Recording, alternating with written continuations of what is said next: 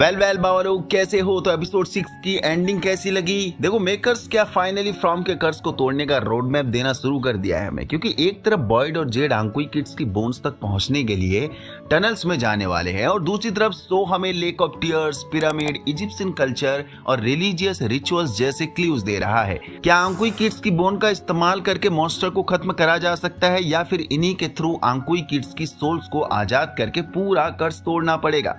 और सबसे इंटरेस्टिंग बात, सॉल्यूशन शायद किसी एक कैरेक्टर के पास नहीं है, बल्कि सभी कैरेक्टर के पास मौजूद अलग अलग क्लूज एंड इंफॉर्मेशन में छुपा हुआ है। तो चलिए अभी इन सारे हिडन कनेक्शंस को डिटेल में डिकोड करते हैं, कुछ अमेजिंग थ्योरीज के साथ powerful breakdown for the future story. बाकी बहुत लोग सब्सक्राइब नहीं कर रहे हैं तो प्लीज सब्सक्राइब भी करो। वेल, नो डाउट पूरा एपिसोड 6 स्लो था और वाहियात था, लेकिन एंडिंग में हमने देखा बॉयड ने फादर खातरी के भड़कावे पर आकर टनल्स का सीक्रेट डोर ढूंढ लिया। वेल, आगे बढ़ने से पहले एक बार और चीज रिमाइंड कर लेते हैं। जेड ने बोला था उसने मशरूम ट्रिप में देखा था टनल्स के अंदर आंकुई किड्स की हड्डियां दफनाई गई हैं और हमें उन्हें ढूंढने वहां जाना है, जो कि बॉयड को ये एक सुसाइड मिशन लग रहा है। लेकिन जब फादर खातरी ने एंड में आकर बॉयड को इंस्टिगेट किया कि तुम्हें जब जेड ने बोल दिया है टनल्स का रास्ता है तो तुम बिना कोशिश करे यहाँ हाथ पे हाथ धरे बैठे रहोगे, एंड देन बॉयड को हिट होता है और जाके दीवार तोड़कर सीक्रेट डोर ढूंढ लेता है। यहाँ तक तो सब ठीक है, पर मिस्ट्री का लेवल यहीं से और डीपर हो जाता है। ऑल्सो नेक्स्ट एपिसोड में जेड एंड बॉयड टनल्स के अंदर में भी जाएंगे, तय है, पर उन बोन्स का क्या करा जाएगा? देखो, बहुत से कमेंट्स आए पिछली ब्रेकडाउन वीडियो में कि उन बोन्स से अब ये लोग हथियार बनाएंगे जिसके बाद वो उन्हीं मॉन्स्टर्स को हंट करेंगे। देखो, पॉसिबल है ये थ्योरी भी, पर इसके दो पहलू भी तो हो सकते हैं। पहला ये कि इन बोन्स की मदद से उन्हें हमेशा हमेशा के लिए मार सकते हैं मॉन्स्टर्स को, जो कि एक पावरफुल हथियार का काम करेगा। फिनिश। सेकंड, या फिर बोन्स की मदद से वो मॉन्स्टर्स को मार भी देंगे, पर वो राइटफुल जस्टिस नहीं होगा, क्योंकि तुम उन्हें एक बार तो मार सकते हो लेकिन वो दोबारा से जिंदा होकर वापस आ जाएंगे, फिर क्या करोगे? और इसका राइटफुल एग्जांपल हमारे सामने है स्माइली मॉन्स्टर, जिसे मारा गया पर वो वापस आ गया, क्योंकि यही तो इस टाउन की फितरत है।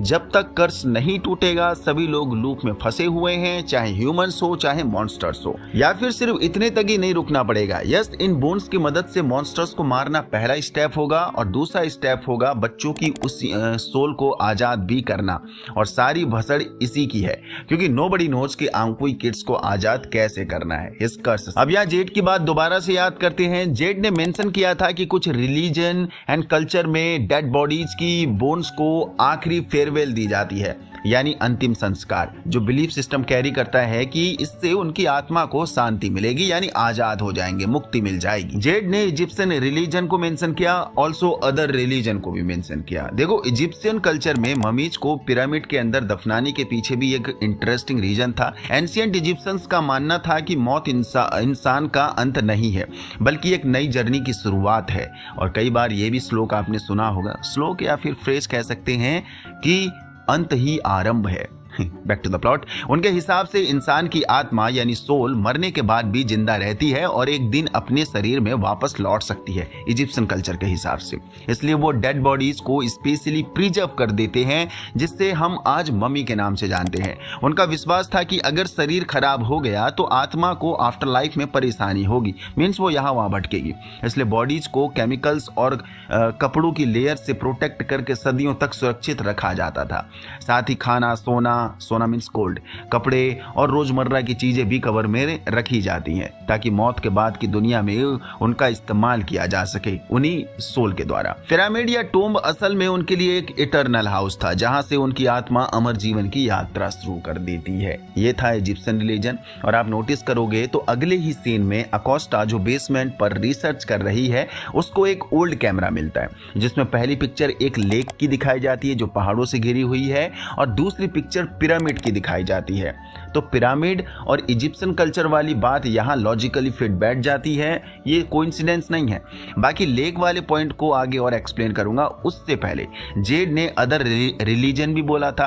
तो हमारे हिंदू रिलीजन में ये बिलीफ माना जाता है कि आत्मा की मुक्ति के लिए डेड बॉडीज की अस्थियों को, मीन्स उनकी बोन्स को, जो अधजली बाकी रह जाती हैं अग्नि चिता से, उन्हें पानी में बहाकर उनकी आत्मा को मुक्ति दी जाती है। और ये सॉलिड एग्जाम्पल एग्जाम्पल है। यहाँ अंकुई किड्स की बची हुई बोन्स को ऐसे फाइन कल्चरिस्ट रिचुअल्स को कंप्लीट करके उनकी आत्माओं को मुक्ति देकर इस जगह के कर्स को तोड़ने के लिए मीन्स पहले अंकुई किड्स की बोन्स को हथियार की तरह इस्तेमाल करके उन मॉन्स्टर्स को मार के उन्हें कर्स से आजाद करेंगे। उसके बाद उन बोन्स को रिलीजियस कल्चर के तहत अंतिम फेयरवेल देकर किड्स की सोल को भी कर्स से आजाद कर देंगे। सो ये एक लॉजिकल अप्रोच हो सकती है फ्यूचर स्टोरी के लिए। बिल्कुल ऐसा ही मिल जाएगा, बिल्कुल उम्मीद मत करना, मैं ये बार बार बोलता हूँ, थ्योरीज आर थ्योरीज। लेकिन सवाल ये आता है कि चलो ये सब तो ठीक है, लॉजिकली फाइन अप्रोच भी है, नो डाउट, पर ये होगा कैसे? और यहीं पर काम करेगा ईथन की लेक ऑफ टीयर्स वाली थ्योरी। अब अकोस्टा पे आओ, उसने कैमरे में वो लेक देखा और मेकर्स उस लेक को यूं ही नहीं दिखा सकते एंड पिरामिड का भी मेंशन यूं ही नहीं कर सकते मेकर्स। मे बी पॉसिबल है कि यही दो फाइन अप्रोच होंगी जिसके बाद कर्स ब्रेक होगा।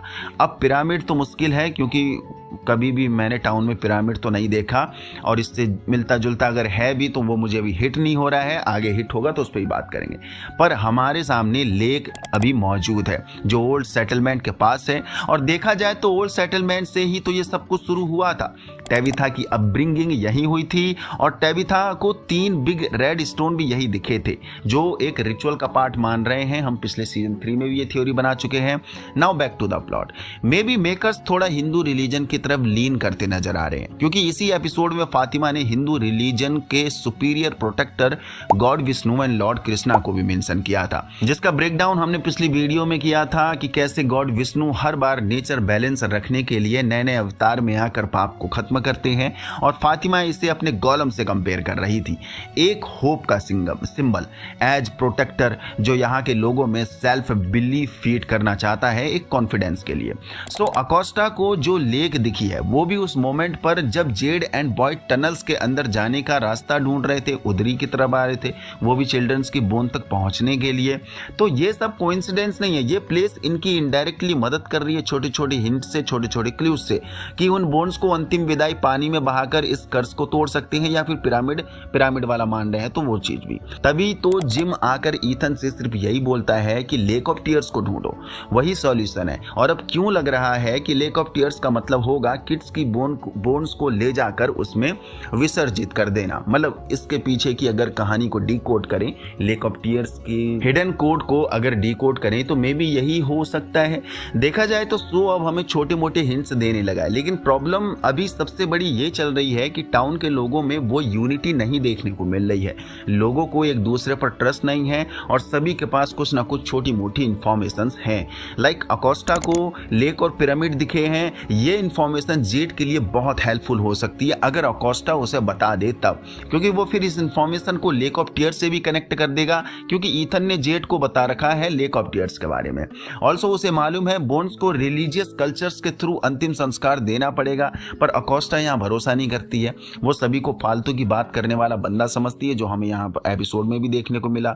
जब बॉयड उसे बताता है कि मशरूम ट्रिप के बाद उसे ये सब विजन आया, तब अकोस्टा तंज कसते हुए बोलती है कि ये सब अजीब बातें क्यों करते हैं यहाँ लोग। दूसरी तरफ टेबिथा खुल के जेड के साथ कोलैब भी नहीं कर रही है, उधर जूली भी सीक्रेटली काम कर रही है, मींस स्टोरी वॉकिंग। विक्टर के पास बहुत सी इंफॉर्मेशन है, उसके दिमाग में फीड है, लेकिन वो अलग ट्रॉमा में डूबा पड़ा है। ईथन को अपनी book flight of the Chrome नकल के बारे में बहुत कुछ मालूम है, जो अगर वो खुल के जूली को बताएगा तो उसके लिए स्टोरी वॉकिंग में और हेल्पफुल हो सकती है वो सारी इंफॉर्मेशन।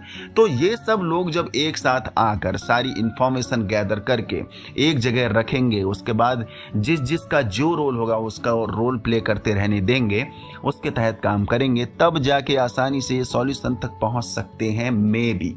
क्योंकि मुझे अब मोटा मोटा यही समझ में आ रहा है कि टाउन इन सबको अंत में यूनिटी सिखाना चाहता है, एक दूसरे पर भरोसा करो और एक दूसरे के साथ मिलजुल कर रहो। सब कुछ जितना जितना जिन के पास जो भी इंफॉर्मेशन है उसके तहत मिलके आगे बढ़ा जाए। बाकी अब फादर खातरी की भी बात को याद करें, जो सेम बॉय इन वाइट की तरह बोला कि तुम्हारे पास टाइम कम है, एंड वही चीज फिर रिपीट करूंगा कि ये हेल्पफुल भी हो सकता है और ट्रैप सिस्टम का पार्ट भी हो सकता है। समय कम है करके जल्दबाजी में उनसे गलती करवाना चाह रहे होंगे या फिर एक्चुअल में वो मदद ही कर रहे होंगे। तो देखते हैं। सो अभी हमने पिरामिड एंड वो हिंदू रिलीजन कल्चर वाली थ्योरीज के साथ एक्सप्लेन करके देखा है कि यस, उन बोन्स के साथ ऐसा ऐसा किया जाएगा तो कर्स ऐसे टूट सकता है। आपकी तरफ से भी कोई अदर रिलीजन को लेकर, कोई अदर कल्चर्स को लेकर ऐसी कोई थ्योरी है या इन्फॉर्मेशन है जो यहाँ पर फिट बैठ रही है तो जरूर बताना नीचे कमेंट बॉक्स पर, क्योंकि बहुत से रिलीजन है, बहुत से कल्चर हैं, मे बी किसी ना किसी, क्योंकि जब रिलीजन की तरफ ही शो मुड़ रहा है तो मे बी यही सॉल्यूशन हो सकता है अंत में जाकर। तो अपनी तरफ से भी जरूर बताया जाना कि क्या तुम्हें हिट हो रहा है फ्यूचर स्टोरी के लिए। बाकी यहाँ तक पहुँच गए हो तो आपको वीडियो पसंद आई है, पसंद आई तो लाइक कर दीजिए, नए चैनल को सब्सक्राइब कर दीजिए। ऑल्सो एपिसोड 7 अगला वाला काफ़ी पावरफुल होने वाला है, कुछ न्यू मिस्ट्री और सॉल्व होंगी यहाँ पर, क्योंकि यही पैटर्न चल रहा है फ्रॉम का, एक अच्छा एपिसोड डिलीवर करते हैं और एक बेकार डिलीवर कर देते हैं। ऑल्सो एपिसोड 7 का प्रोमो भी देखा मैंने, काफ़ी दमदार है, काफ़ी अच्छे हिडन क्लूज हैं उसमें, कल तक वो भी वीडियो आ जाएगी। बाकी 1-2 दिन में मेरा माइक भी डिलीवर होने वाला है और उसके बाद हम और प्रीमियम कंटेंट के साथ बात करा करेंगे, तो मज़ा आने वाला है आगे।